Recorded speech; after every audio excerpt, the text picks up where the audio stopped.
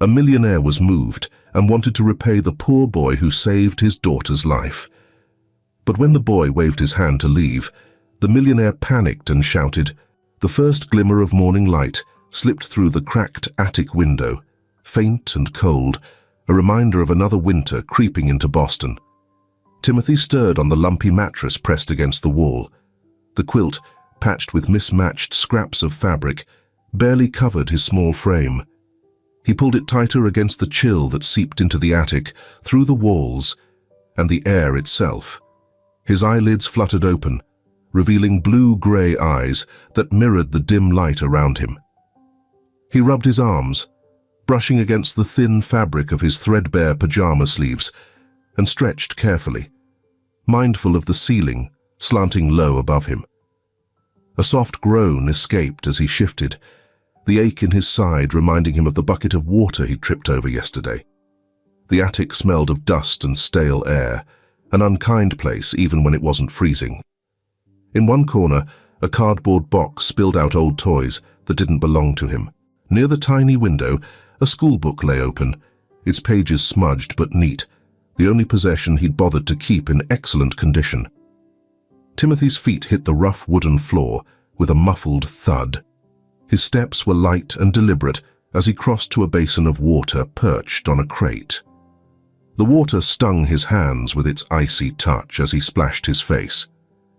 His reflection in the murky shard of mirror propped against the wall didn't startle him anymore.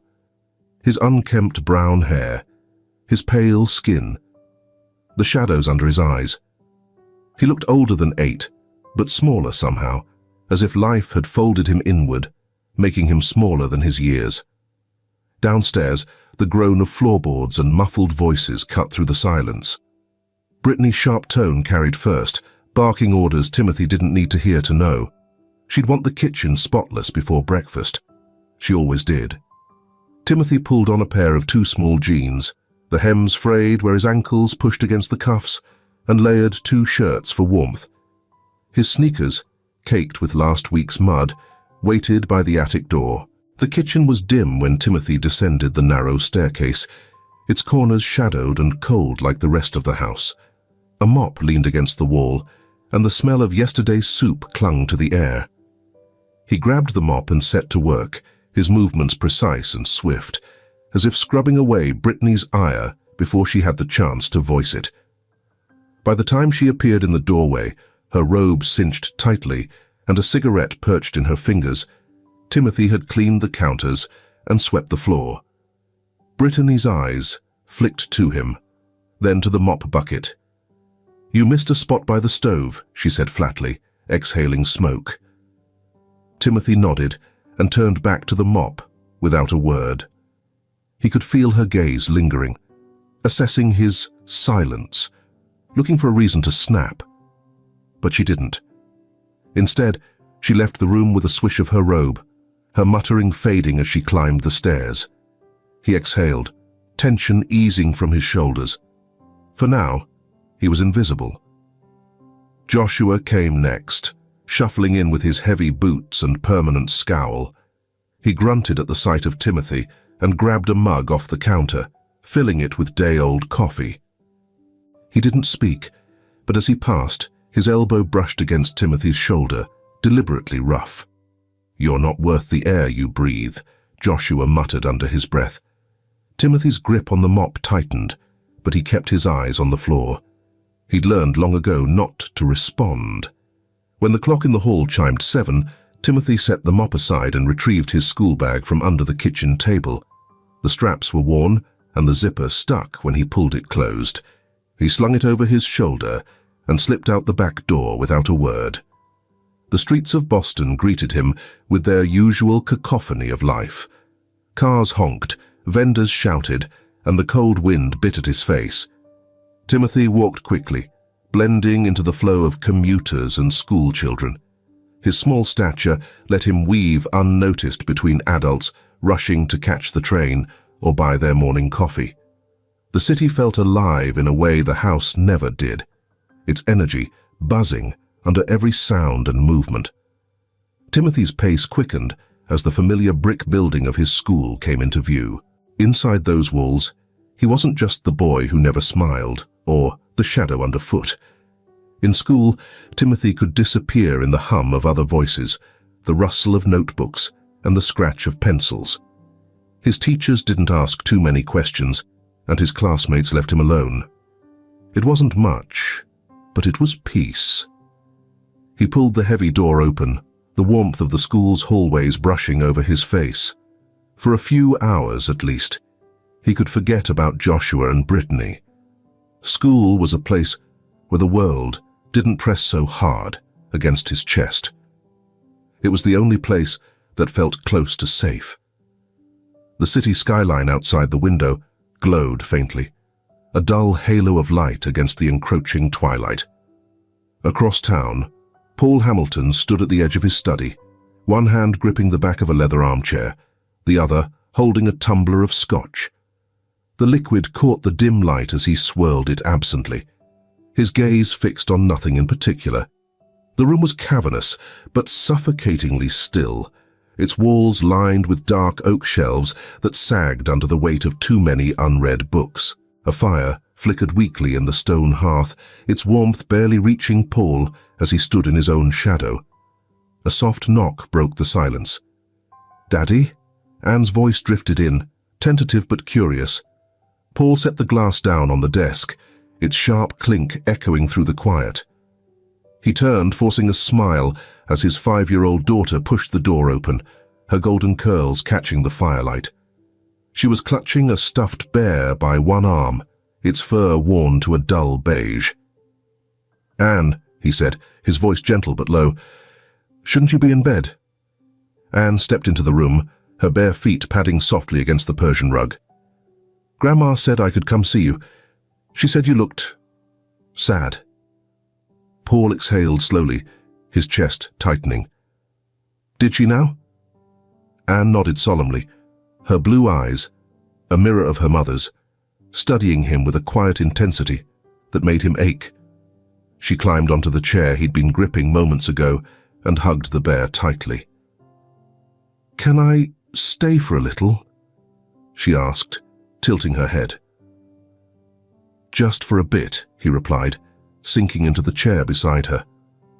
The firelight caught the faint streaks of grey at his temples, adding years to a face already etched with grief. Anne rested her head against his arm, her presence a delicate contrast to the heaviness that clung to him like smoke.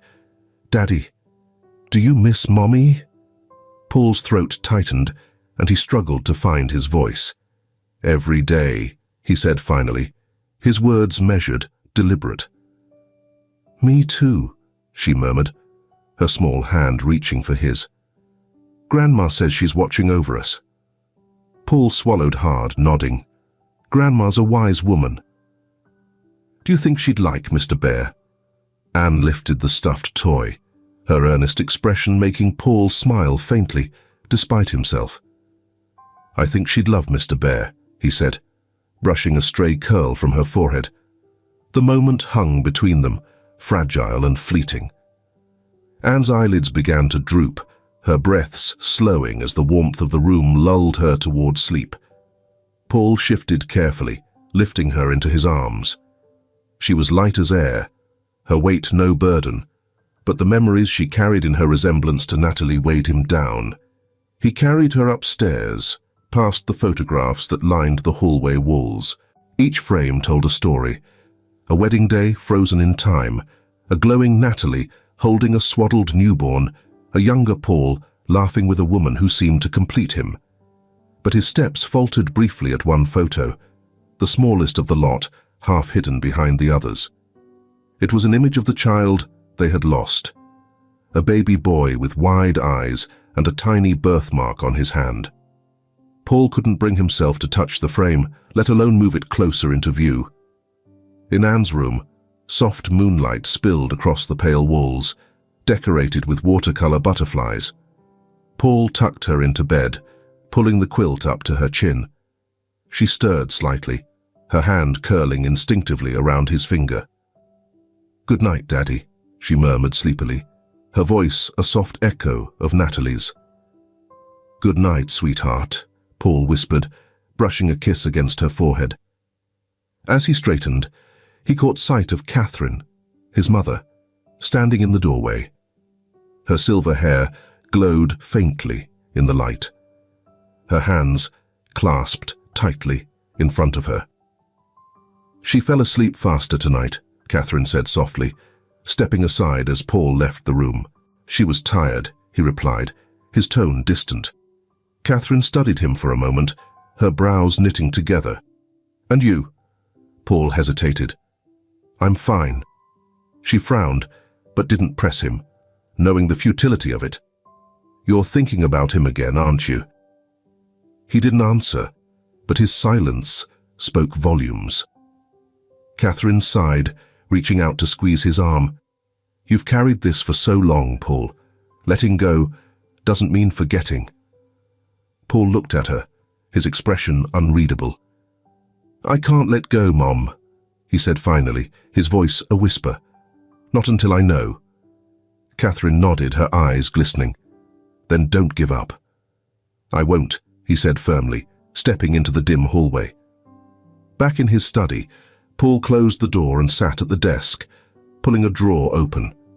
From it, he retrieved the photograph of the baby boy, the same one that had hung in the hall. His fingers traced the outline of the birthmark as if it held the answers he needed. "I'll find you," he whispered, the words carrying the weight of a promise. The fire crackled softly, its embers casting shadows that danced across the room. And Paul sat there, staring at the photograph, as the night deepened around him. The streets of Boston were alive with their usual cacophony: honking cars, the scrape of boots on pavement, and vendors calling out their wares to the disinterested crowd. It was late afternoon, and the city seemed to shimmer under a thin veil of cold air. Timothy tugged his thin coat tighter against his chest, his breath forming small clouds that vanished as quickly as they appeared. In his hand was a wooden box filled with cheap trinkets, plastic keychains, mismatched socks, and colorful wristbands that promised luck, but gave none. Brittany's voice still echoed in his ears, sharp and clipped, as she shoved the box into his hands that morning. "Sell them all, or don't bother coming home tonight," she'd hissed, her fingers digging into his shoulder.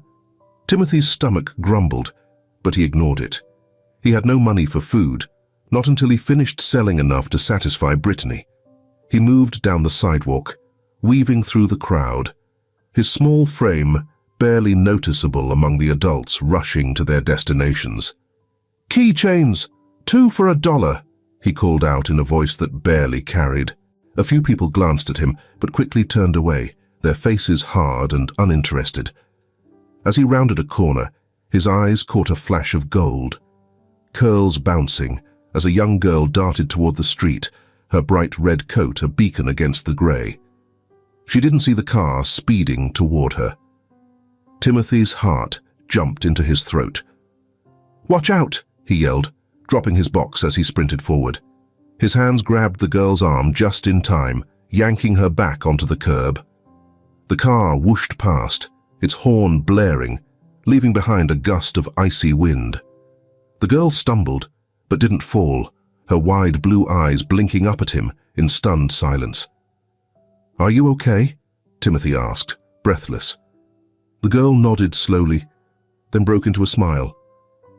"You're fast," she exclaimed, her voice high and clear, a stark contrast to the chaos around them. "I didn't even see that car." Timothy released her arm, stepping back.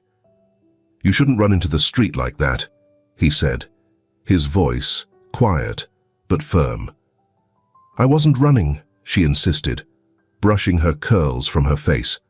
"I was chasing my glove. See?" She held up a small mitten, its red fabric clutched triumphantly in her hand. Before Timothy could respond, a man's voice cut through the noise. "Anne!" The girl turned, waving cheerfully. "Daddy, I'm here."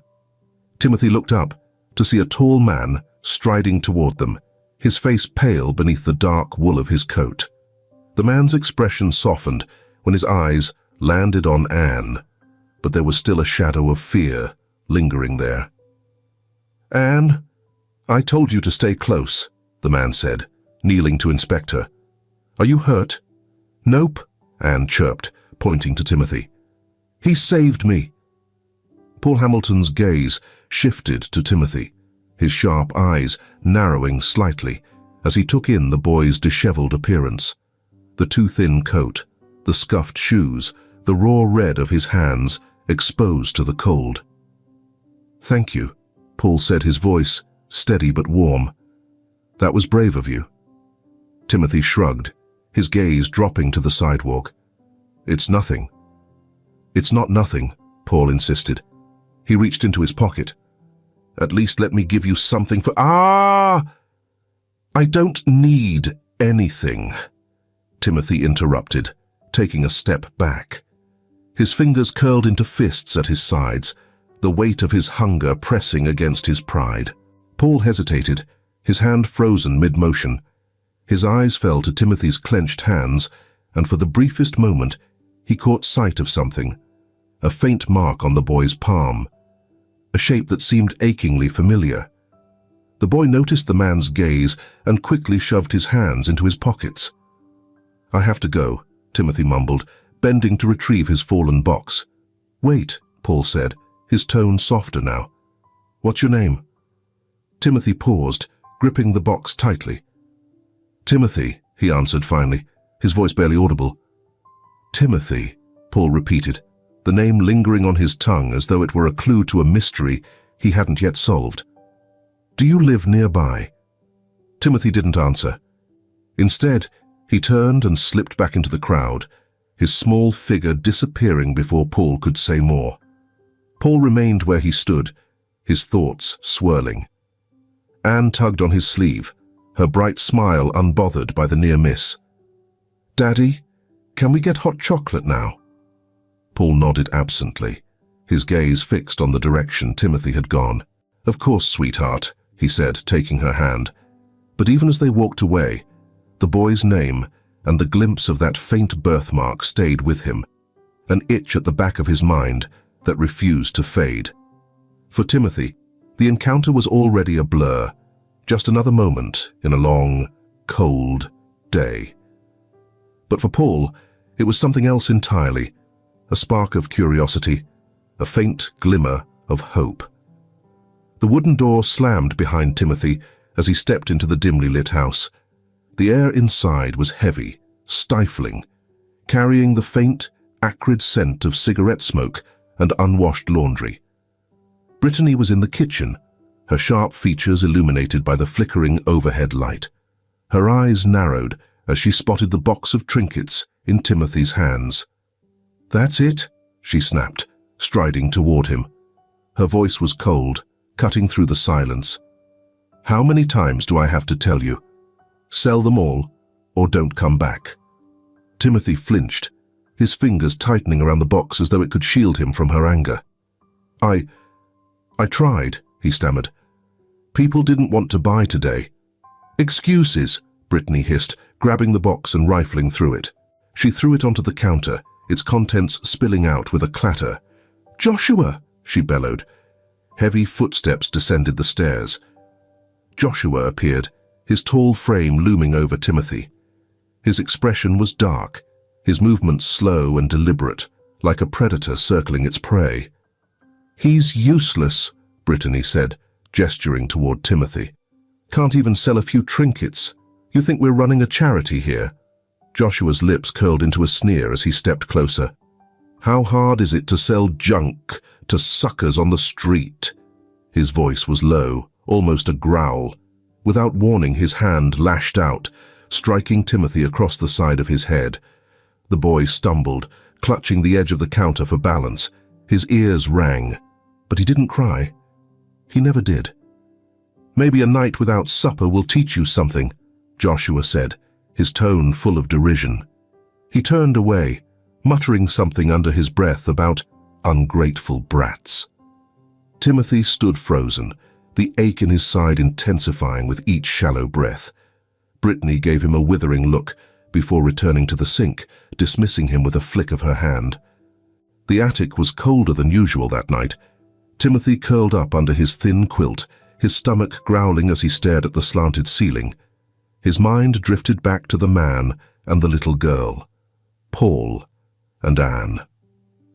Paul's face lingered in his memory, the way his voice softened when he spoke, the warmth in his eyes when he said, "Thank you." It was a stark contrast to the harsh tones Timothy was used to, the constant edge of anger that laced every word in this house. But Timothy shook the thought away. People like Paul didn't care about boys like him. They had their own lives, their own perfect families. The kindness he'd seen in Paul's expression was fleeting, a momentary glimpse into a world that wasn't meant for him. Across the city, Paul sat in his study, a glass of scotch untouched on the desk before him. The fire crackled softly in the hearth, but its warmth did little to ease the chill that seemed to settle into his chest. Anne had fallen asleep quickly that night, her cheeks rosy from the hot chocolate they'd shared. Her stuffed bear was tucked under her arm, and the soft rise and fall of her breathing had brought him a brief moment of peace. But now, alone in the quiet of the study, Paul's thoughts circled back to the boy he had met on the street. Timothy. He replayed the moment in his mind, the boy's quick reflexes, the way he had brushed off Paul's gratitude as if he were unaccustomed to it. And then there was the birthmark. Paul reached for the drawer in his desk and pulled out the small photograph that had become both a source of comfort and pain. The baby in the picture, his son, had the same faint mark on his hand. Paul's fingers brushed over the image, his chest tightening. It was impossible, wasn't it? There were so many children in Boston, so many boys who could have a similar mark. And yet, something about Timothy had struck him deeply. "Don't be foolish," he muttered to himself, but the thought wouldn't leave him. A soft knock at the door interrupted his reverie. Catherine stepped in, her silver hair catching the firelight. "You're still awake," she said softly, her tone a mixture of concern and understanding. Paul nodded, setting the photograph down. "I can't stop thinking about him," he admitted. "Who?" "The boy. Timothy." Catherine tilted her head, waiting for him to continue. "He had a birthmark," Paul said slowly, his voice barely above a whisper. "Just like—" He trailed off, unable to say the words. Catherine's eyes softened. "Paul," she said gently, "what are you going to do?" Paul stared at the photograph for a long moment before answering.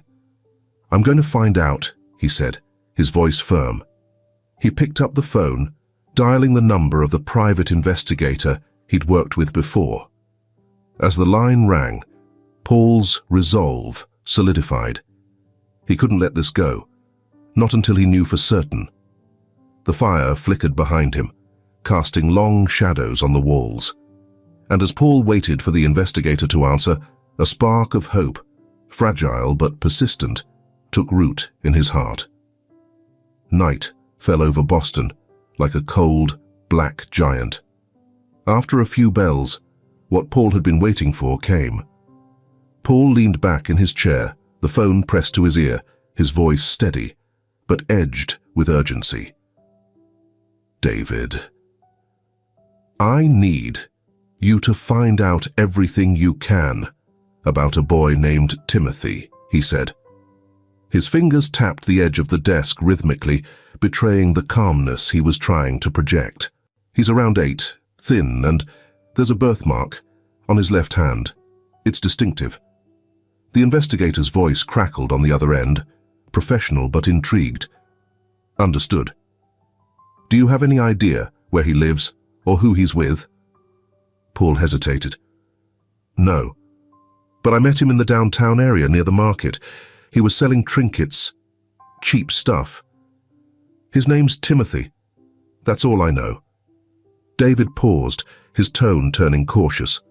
"Paul, this isn't the first time you've asked me to look into a child with a birthmark." "I know," Paul said quietly. His gaze drifted to the photograph on his desk, the small, smiling face frozen in time. But this time, I need to be sure. David sighed on the other end. I'll get started right away. Paul hung up, exhaling deeply. The house around him was quiet, the faint hum of activity beginning as Catherine moved through the kitchen and Anne played upstairs. Yet the silence inside him felt louder, charged with anticipation and doubt.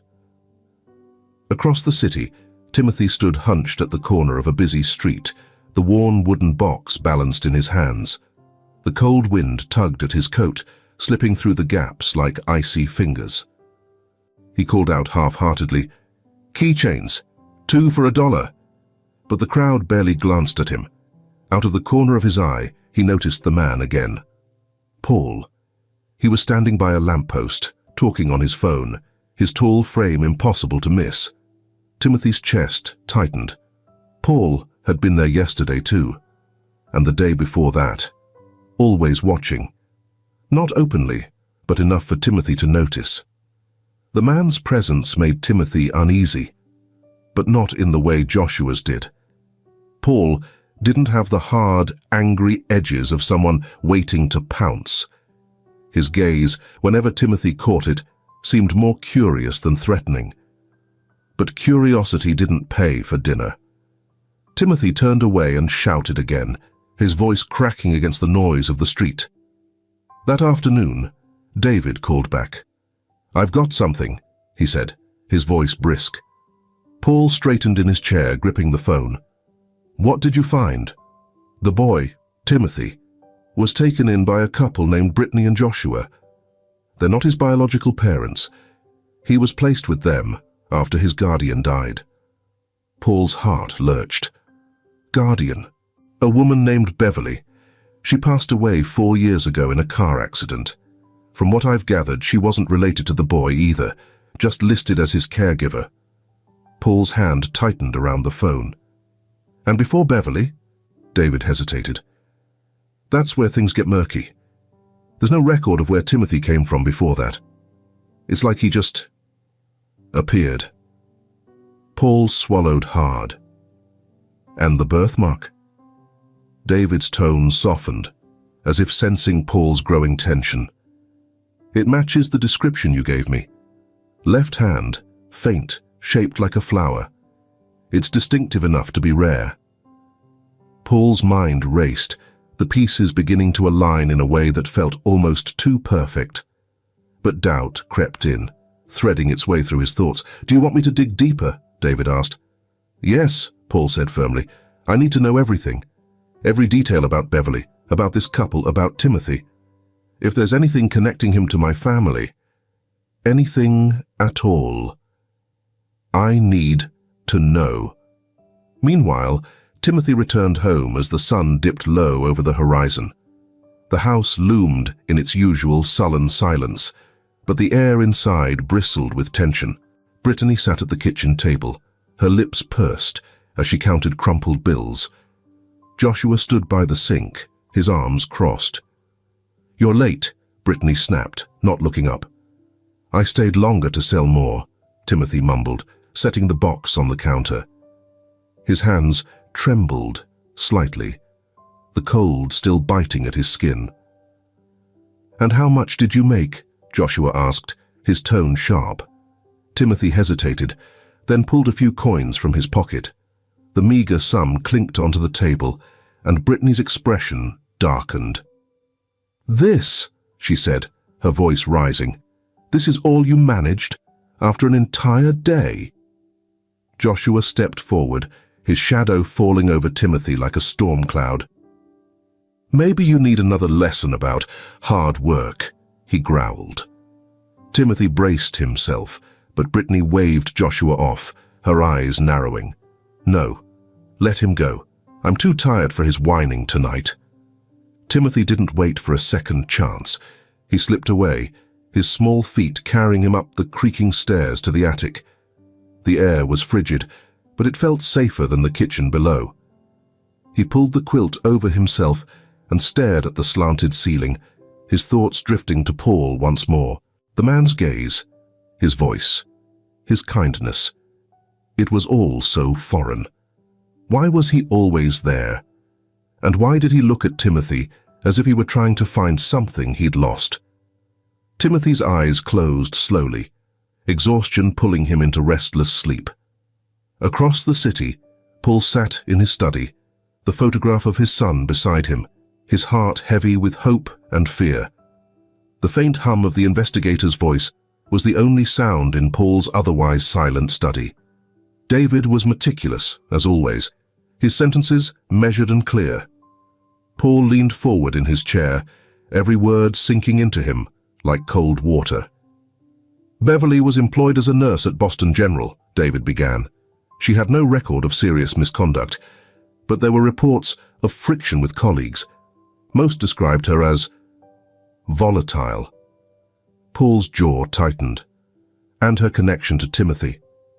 That's where it gets complicated, David said. From what I've uncovered, Beverly was obsessed with you. Paul's stomach turned. With me? David paused. She worked in the maternity ward when your son was born. There are notes in her personnel file. She was reprimanded for spending too much time with certain patients. You were one of them. Paul's hand gripped the edge of the desk. Go on. Witness accounts suggest she tried to manipulate you, offering extra care, showing interest in your family. When it became clear you weren't receptive, her behavior escalated. David's voice dropped. And then, your son disappeared. The words struck Paul like a blow. His fingers brushed against the photograph on his desk, the faint smile of his baby boy staring back at him. She kidnapped him, Paul said, the words bitter in his mouth. Likely, David confirmed. After she left the hospital, she vanished for several months. No one could account for her whereabouts. When she resurfaced, she had Timothy with her, claimed he was her nephew. Paul's breath caught. And the birthmark? Did anyone notice? Her story must have been convincing enough, David said. Or no one looked closely. After her death in the car accident 4 years ago, Timothy was placed with Brittany and Joshua because of supposed familial ties. Supposed, Paul echoed, bitterness creeping into his tone. David's voice softened. Paul, it's all circumstantial so far, but the pattern is undeniable. Beverly couldn't have children of her own. The timing, her behavior, the boy's appearance, it all points to one conclusion. Paul's throat tightened. He's my son. David hesitated. It looks that way. Paul closed his eyes, the weight of the revelation pressing against his chest. Keep digging, he said finally. I want everything. Details about Beverly, the accident, Brittany and Joshua's guardianship. I want to know exactly what happened to my son. In the dim attic, Timothy lay curled beneath his quilt, the voices of Brittany and Joshua rising through the thin floorboards. They didn't know he was awake, their muffled words bleeding through the cracks like smoke. I'm telling you, that man is asking too many questions, Brittany hissed, her tone sharp. Joshua's deeper voice followed. What does he care about some street kid? Maybe he's just some do-gooder trying to feel better about himself. You really believe that? Brittany shot back. He's been watching him. Twice this week, I saw him at the market. Timothy's stomach churned. They were talking about Paul. Even if he is sniffing around, what's he gonna do? Joshua said, his voice hard. We've got the papers. The kid's ours. Yeah, and Beverly forged those, remember? Brittany snapped. What if he finds out? Joshua's reply was low, menacing. Then we'll handle it. Like we always do. Timothy's breath quickened.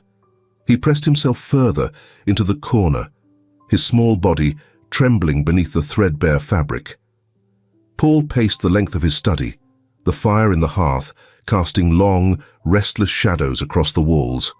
He couldn't sit still, not with the weight of what he'd learned. Catherine entered quietly, her expression concerned. You've been up all night, she said softly. Paul stopped, running a hand through his hair. "It's him, Mom. I know it's him." She stepped closer, her silver hair catching the firelight. "You're sure?" "All the signs are there. Beverly. She took him, kept him hidden." Paul's voice wavered. "And now he's trapped with these people, this Brittany and Joshua. They don't care about him. They're using him." Catherine placed a hand on his arm, steadying him. "Then you need to act. If he's really your son, you can't let him stay there." Paul nodded, the resolve hardening in his chest. "I won't. Not for another second longer than I have to." That night, Timothy stayed awake long after Brittany and Joshua's voices faded. The attic was silent, except for the creak of the old beams and the distant hum of traffic outside. For the first time in years, a flicker of hope stirred in him. Paul's face came to mind, kind, steady, different from anyone Timothy had ever known. But with that hope came fear. Who was Paul, really? And why did he keep showing up? Timothy closed his eyes, gripping the edge of the quilt. He didn't know what to believe, but deep down, he wanted to believe in something better. The market buzzed with life, a symphony of footsteps, distant laughter, and the rhythmic clatter of vendors arranging their wares. Timothy stood by his usual corner, his wooden box resting precariously on the cracked pavement.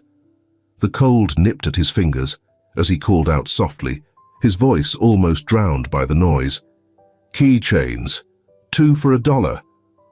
Few paid him any mind, as usual, until a small, bright figure broke through the crowd. "Hi." Timothy blinked, startled, as Anne appeared in front of him. Her golden curls danced in the winter light, and her wide grin lit up the dull grayness of the afternoon. She held something behind her back, rocking on her heels as she beamed at him. "You're Timothy, right?" she asked, as if they hadn't already met. Timothy nodded cautiously. "Yeah." "I brought you this," Anne said, producing a carefully wrapped sandwich from behind her back. "Daddy said I should share. And you looked hungry last time." Timothy's stomach tightened, both with hunger and hesitation. He glanced around quickly, wary of Joshua or Brittany appearing from nowhere to accuse him of stealing. I can't take that." "Why not?" Anne tilted her head, her expression so genuine it made Timothy feel small. "It's just a sandwich. It's turkey and cheese, my favorite." He swallowed hard, eyeing the neatly wrapped sandwich. "Thanks," he mumbled, taking it from her gingerly. "But you didn't have to." Anne giggled. "Daddy says helping is good for the heart. Plus, I wanted to." Before Timothy could respond, Paul's voice came from a few steps away. "Anne, don't wander too far." Paul approached with a measured pace, his coat collar turned up against the chill. His sharp eyes softened as they landed on Timothy, who instinctively took a step back. "Hello again, Timothy," Paul said, his voice warm but steady. Timothy nodded, clutching the sandwich tightly. He shifted his weight nervously, unsure of why the man's presence made him feel exposed, yet oddly safe. "You don't have to be scared," Anne piped up, oblivious to the tension. "Daddy's really nice. He's like, the nicest dad ever." Paul smiled faintly but didn't press Timothy, instead watching the boy closely. "Having siblings is great, right? Do you have any siblings?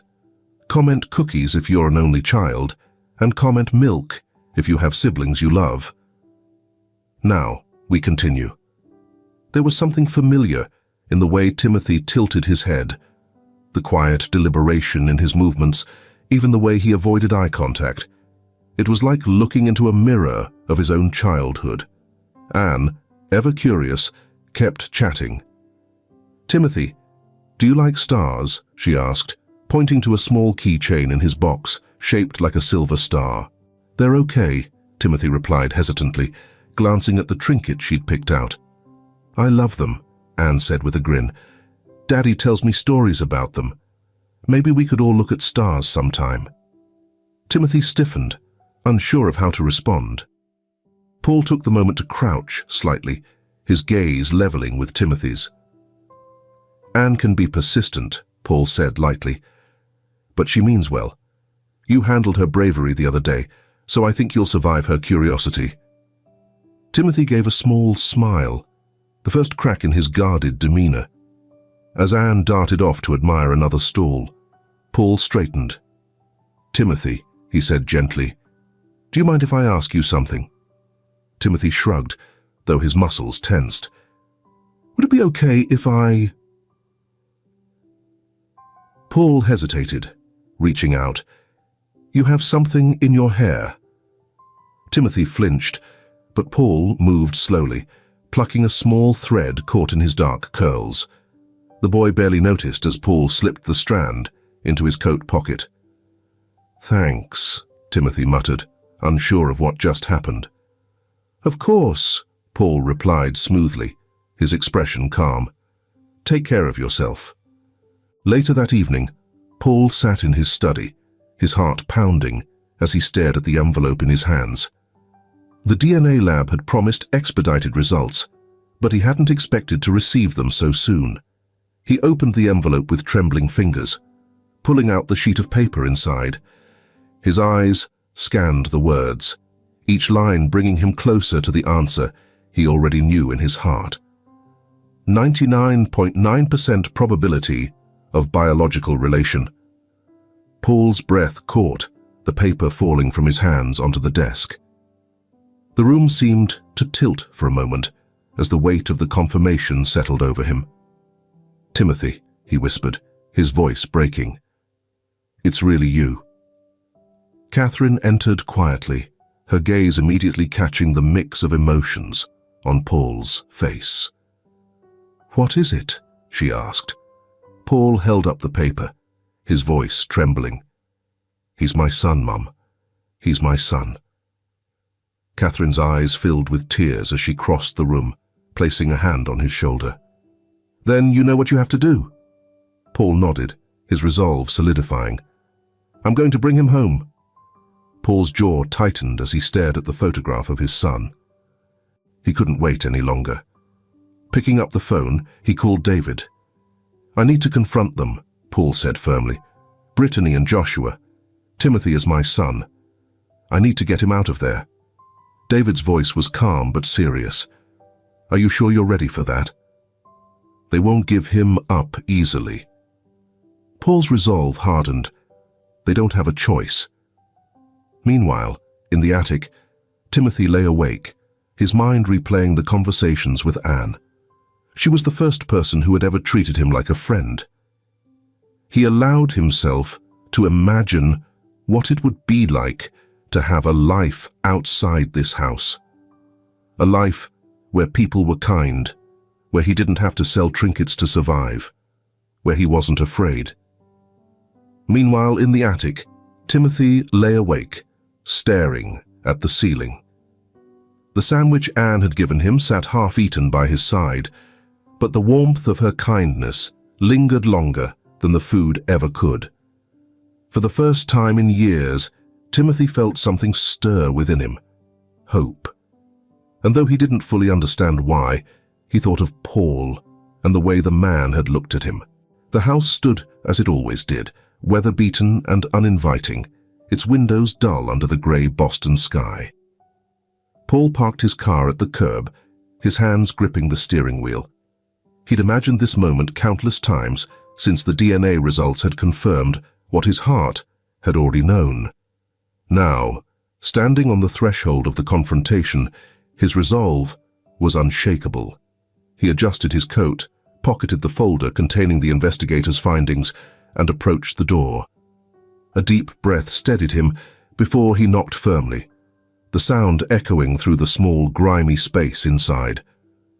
Brittany opened the door, her face twisting into a scowl the moment she saw him. "What do you want?" "I'm here to talk about Timothy," Paul said, his voice steady but commanding. Her scowl deepened and she shifted, partially blocking the doorway. "I don't know what you're talking about." "Don't lie to me," Paul said sharply, his tone cutting through her deflection. He held up the folder. I know everything. I know how Beverly kidnapped him from the hospital and lied about his identity. I know about the forged papers that handed him over to you and Joshua. And I know he's my son. Brittany's eyes widened for a fraction of a second before narrowing. You're crazy, she snapped. That boy is ours. We've raised him for years. Paul stepped closer, his towering frame forcing her back a step. Raised him, he demanded. You mean exploited him? I know what goes on in this house. He's not your son, and he never was. Before Brittany could respond, heavy footsteps thudded from the back of the house. Joshua appeared, his bulk filling the doorway behind her. What's going on here? He growled, his eyes flicking to Paul. Mr. Hamilton here thinks he's entitled to something, Brittany spat, folding her arms. Paul's gaze didn't waver as it shifted to Joshua. You've stolen years of my son's life. I'm here to take him back. Joshua's lips curled into a sneer. Take him back? You think you can just walk in here and demand something that's not yours? Paul's jaw tightened. He's not yours either, and I have the proof to back it up. He opened the folder, pulling out the DNA results and the investigator's report. He held them up, his voice cold and unyielding. These say otherwise. Joshua snorted, leaning against the doorway with feigned indifference. So what? You think a few papers are going to scare us? You think the courts will just hand him over because you've got some fancy report? Brittany, emboldened by Joshua's bluster, chimed in. You've got no idea what it costs to raise a kid. If you want him so badly, maybe you should start by paying us back. Paul's eyes darkened. This isn't a negotiation. You've used him long enough. That ends now. Joshua pushed off the doorframe, stepping forward. And what are you going to do if we don't play along? Call the cops. Good luck with that. We've got the paperwork to prove he's ours. Paul held his ground, his voice like steel. You don't scare me. I've already involved the authorities, and I've built a case against you. Abuse, neglect, fraud. It's all there. If you think I'm leaving here without him, you're mistaken. Inside the house, Timothy sat at the top of the stairs, frozen. He had been listening since the first knock, his small body tense as the voices below grew louder. He clutched the railing tightly, his mind racing as he pieced together what was being said. Paul's words echoed in his ears. He's my son. Could it be true? Timothy's heart pounded, a chaotic mix of fear and hope. He had always wondered why Paul kept appearing, why Anne was so kind, why there was something about Paul that felt safe. Downstairs, the argument escalated. Brittany's voice sharpened, cutting through the air like a blade. You've got no right to interfere in our lives. He's fine where he is. Paul's response was unwavering. Fine.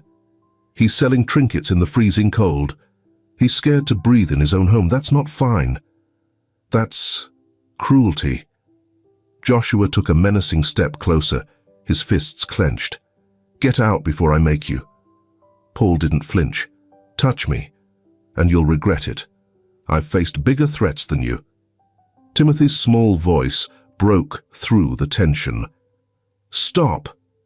All heads turned as he appeared at the top of the stairs, his face pale but determined.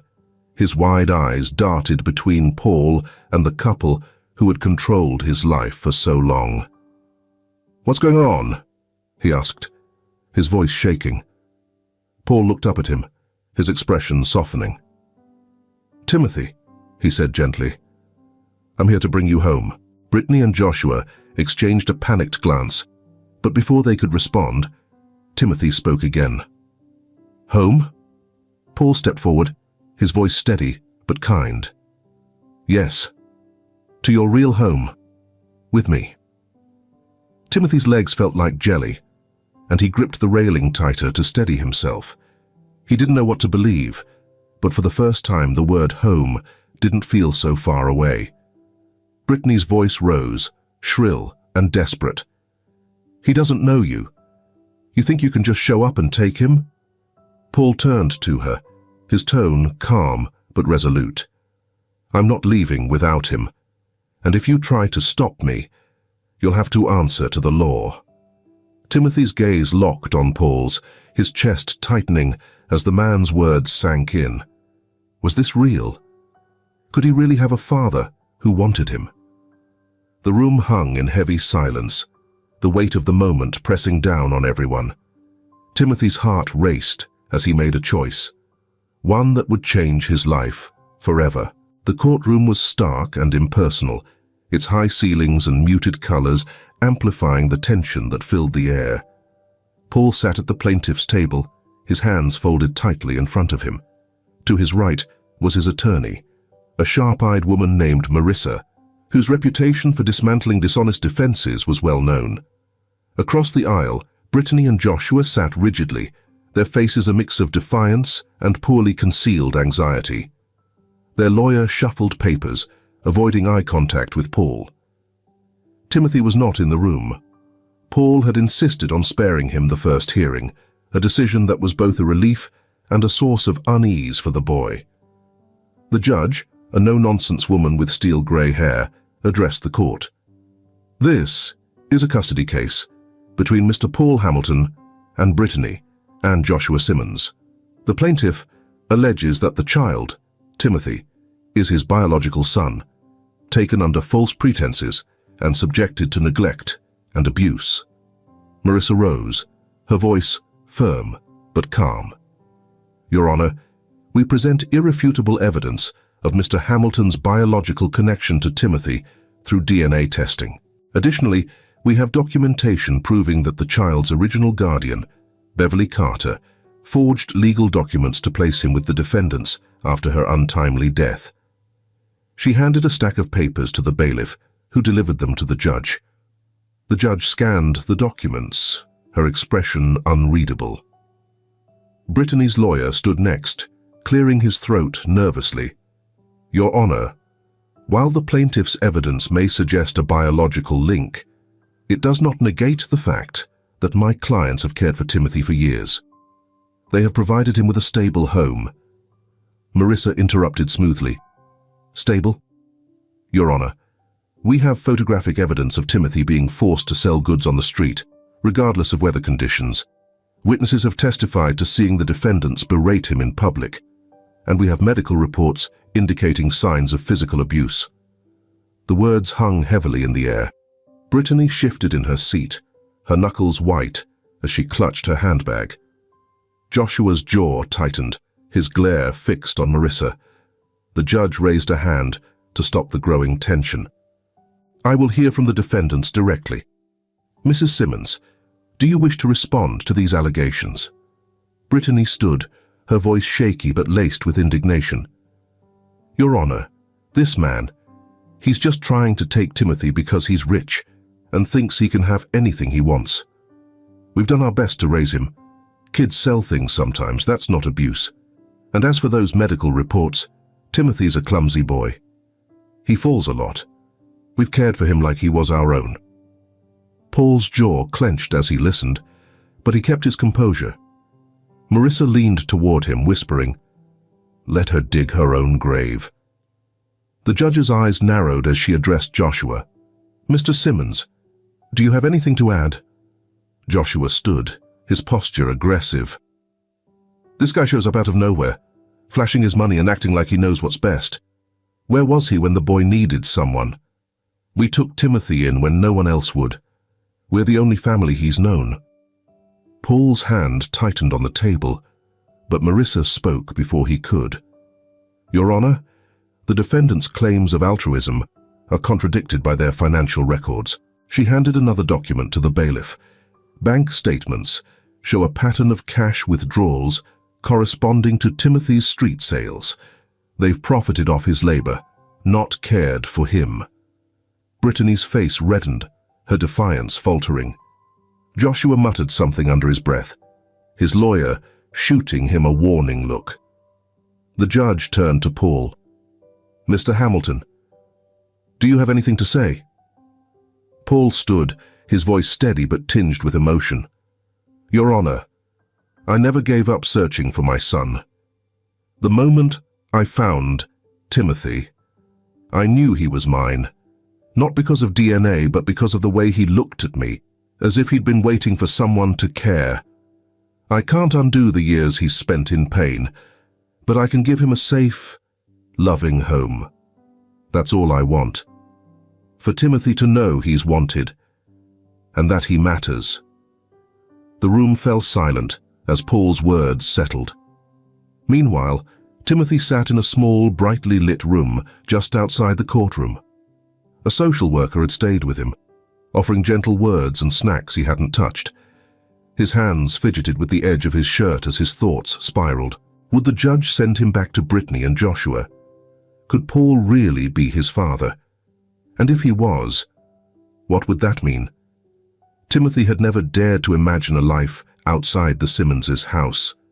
Even now, with the possibility in front of him, the idea was terrifying. What if Paul was lying? What if he wasn't? The door creaked open, and Catherine stepped in. She smiled warmly, her silver hair soft under the fluorescent lights. "Hi, Timothy," she said, sitting across from him. "How are you holding up?" Timothy shrugged, not meeting her eyes. "I know this is a lot," Catherine said gently, "but I want you to know, whatever happens, you're not alone." Timothy's throat tightened. He wanted to believe her. Back in the courtroom, the judge leaned forward, her voice firm. "Based on the evidence presented, I find significant cause for concern regarding the defendant's treatment of Timothy. I am ordering temporary custody be granted to Mr. Hamilton, pending further review." Brittany's gasp filled the room, but the judge silenced her with a look. "This court prioritizes the welfare of the child. Further hearings will determine permanent custody. But for now, Timothy will leave with Mr. Hamilton." Paul's breath caught as relief flooded him. He turned to Marissa, who nodded with a small smile. Outside the courtroom, Timothy looked up as the door opened. Paul stepped out, his expression soft but resolute. "Timothy," Paul said, crouching to meet his eyes. "You're coming home with me." Timothy hesitated, his heart pounding. Hope and fear warred within him, but as Paul extended his hand, the boy took it. Timothy felt a glimmer of something he hadn't dared to feel before. Safety. The Hamilton household was warm and inviting, a stark contrast to the cold shadows of Timothy's former home. Large windows let in soft winter light, and the faint scent of fresh-baked bread lingered in the air. Anne darted through the halls, her laughter echoing as she chased a small rubber ball. Timothy stood just inside the front door, clutching his worn duffel bag. His wide eyes roamed over the spacious foyer, the gleaming floors, the plush rugs. It didn't feel real. Paul knelt beside him, his voice soft. "This is your home now, Timothy. Take your time." Timothy nodded, but didn't move. His chest felt tight, as if he didn't belong in such a place. A soft hand brushed his shoulder, and he turned to see Catherine smiling gently. "Let me show you to your room," she said.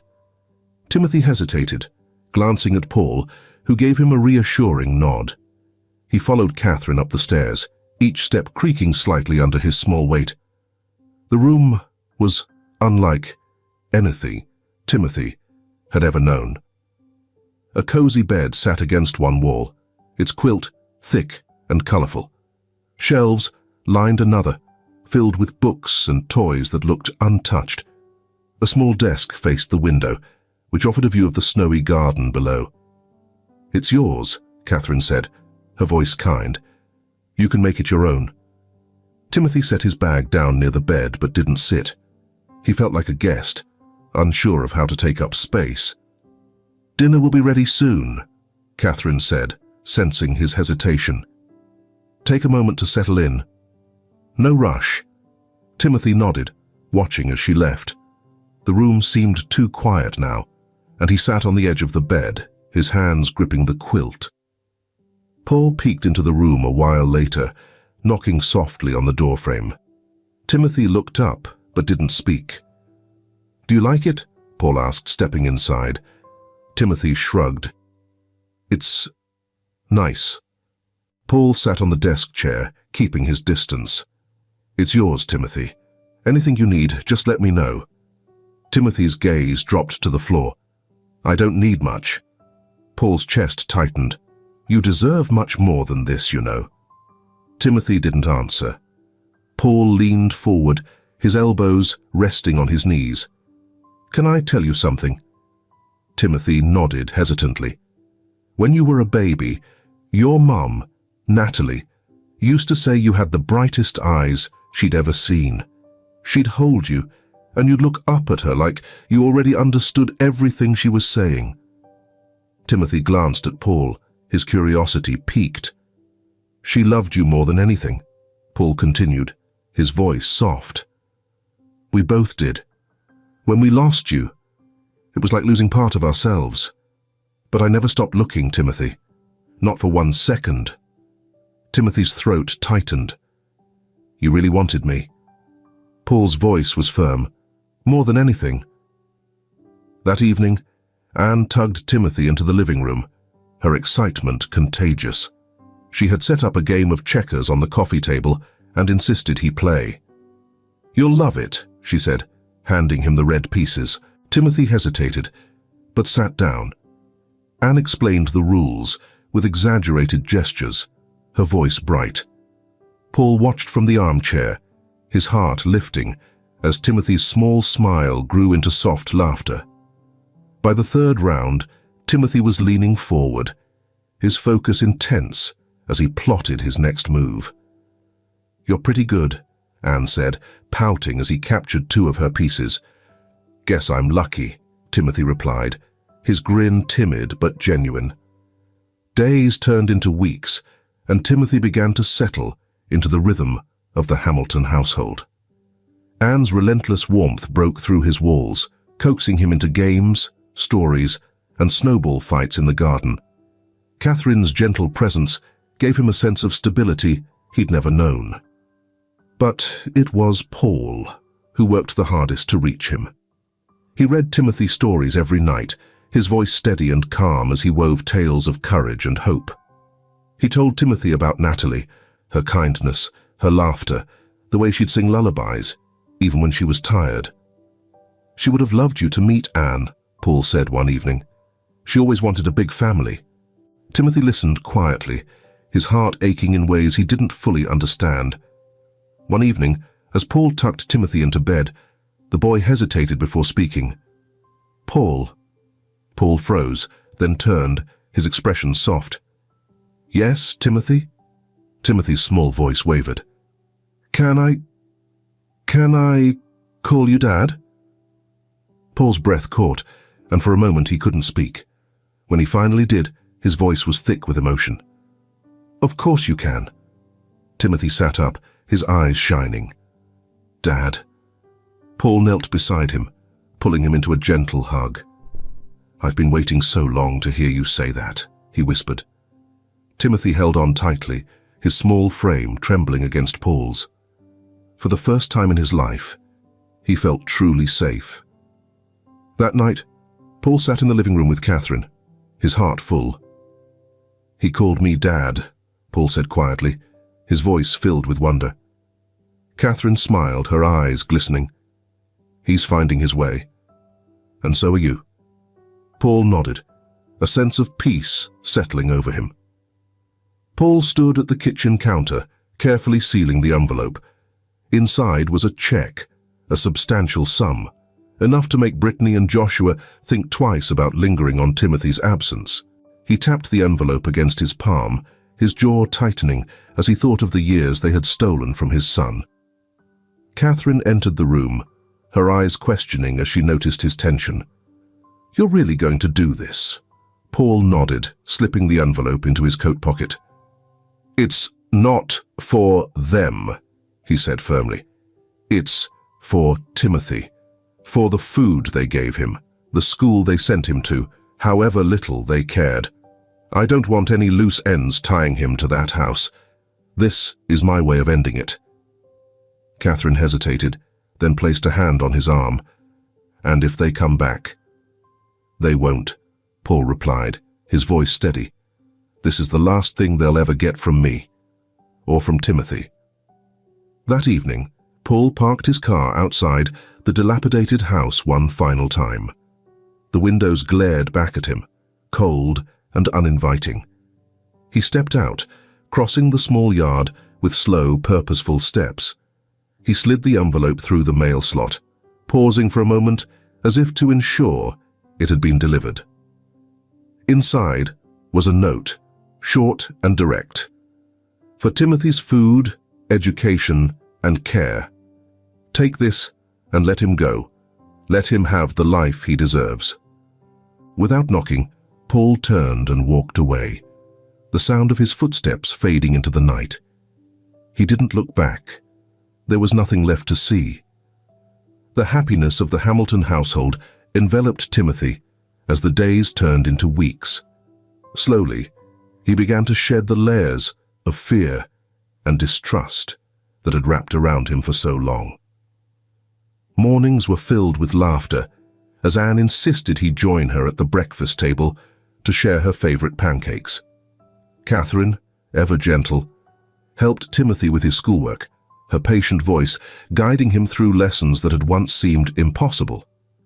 Timothy started school in the nearby neighborhood. The first day was nerve-wracking. He lingered near the entrance, unsure if he could navigate this unfamiliar world. But Anne, who attended the same school, grabbed his hand and pulled him along with her unyielding confidence. "Come on, Timothy. You'll like it here. I'll show you everything," she chirped. By the end of the week, Timothy had begun to find his footing. His teachers noticed his intelligence, though he rarely spoke up. Slowly, he began to feel pride in completing his assignments and the encouragement he received at home. One quiet afternoon, Paul called Timothy into the living room. In his hand, he held a photograph of Natalie, her warm smile frozen in time. "This is your mum," Paul said, his voice soft. "She would have loved to meet you." Timothy studied the photo, his fingers tracing the edges. "What was she like?" Paul smiled, a mix of joy and sadness in his expression. "She was kind, strong. She laughed, and that could light up the whole room. And she loved you more than anything in the world." Timothy hesitated, then asked, "Did she ever talk about me?" "All the time," Paul replied. "She used to dream about what kind of boy you'd grow up to be. I think she'd be really proud of you." Timothy's eyes glistened, and he clutched the photograph as though it might tether him to a past he was beginning to reclaim. A few days later, Paul drove Timothy to a quiet hill just outside the city. Snow dusted the gravesite where Natalie rested, the marble stone gleaming under the pale winter sun. Paul kneeled beside the grave, brushing a hand over the inscription. "Hi, Nat," he murmured, his voice thick with emotion. "I brought him back. Timothy's here." Timothy stood a few steps behind, unsure of what to do. Paul motioned for him to come closer. "This is your mum," Paul said gently. "I wanted her to meet you." Timothy crouched beside Paul, staring at the headstone. "Hi, Mum," he said softly. I hope you're happy. I'll try to be a decent son." Paul's arm wrapped around Timothy's shoulder, pulling him close. "She already knows you are." For a long moment, they sat in silence, the weight of the past giving way to the quiet promise of a future filled with love. That evening, the Hamilton family gathered in the living room. A fire crackled in the hearth, its warmth filling the cozy space. Anne was sprawled on the floor, a board game spread out in front of her. Catherine sipped tea from her favorite porcelain cup, and Paul sat nearby, his gaze soft as he watched his children. Timothy sat at the coffee table, a pencil in his hand and a sheet of paper in front of him. He was drawing, a habit he'd picked up in the quiet moments of his new life. When he finished, Anne peered over his shoulder. Her curiosity piqued. "What are you drawing?" Timothy hesitated, then turned the paper to show her. It was a picture of the four of them, Paul, Catherine, Anne, and Timothy, standing in the snow, the Hamilton home in the background. "That's us," Anne exclaimed, clapping her hands. Timothy smiled shyly. "Yeah, it's my family." Paul's heart swelled as he glanced at Catherine, who wiped a tear from her eye. "You got it exactly right," Paul said, his voice filled with quiet pride. Timothy felt the weight of belonging settle comfortably around him. He wasn't just a visitor here. He was home. If this film touches your heart, leave your mark with a like, and don't forget to subscribe to our channel to explore more meaningful stories with us. Share your feelings with us and tell us your own stories. Every word you share is a building block that helps create our strong and enduring community. Together, we'll create a warm space where everyone can share and connect. Finally, don't miss the incredible stories coming your way soon. We're always here to bring you the best selections, full of deep values, yet entertaining. See you there.